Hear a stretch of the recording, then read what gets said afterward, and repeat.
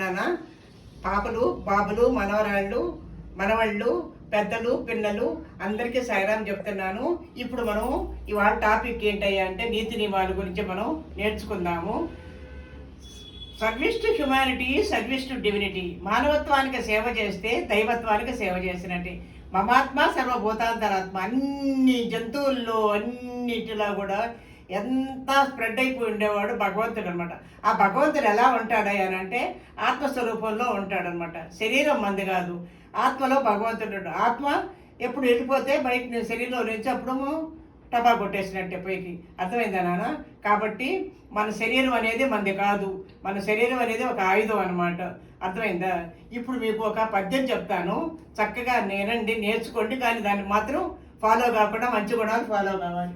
విద్య నేర్పిన వానినే వెక్కిరించు, కూడుబెట్టిన వానినే కూలద్రోయు, మేలు చేసిన వానికే కీడు చేయు, ఇది ఏ ప్రోగ్రెస్ ఈనాడు విద్యలందు. మళ్ళీ చెప్తాను నాన్న. విద్య నేర్పిన వానిని వెక్కిరించు, కూడుబెట్టిన వానిని కూలద్రోయు, మేలు చేసిన వానికి కీడు చేయు, ఇది ఏ ప్రోగ్రెస్ ఈనాడు విద్యలందు. చూసారా బంగారు?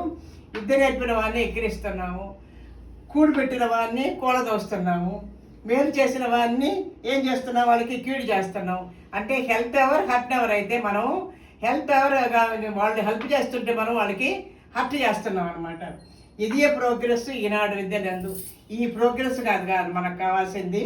కూడబెట్టిన వాడిని కూలదోయకూడదు. అన్నం పెట్టిన వాడిని ఎప్పుడు కూడా మనము ప్రేమగా గౌరవంగా కృతజ్ఞతగా చూడాలి బంగారు. అర్థమైందా నాన్న? కాబట్టి మీరు ఈ గుణాలు ఫాలో కాకుండా వాల్యూస్ సత్య ధర్మ శాంతి ప్రేమ అహింస అనేటువంటి వాల్యూస్ ఫాలో కండి తండ్రి. అర్థమైందా బంగారు? ఓకే.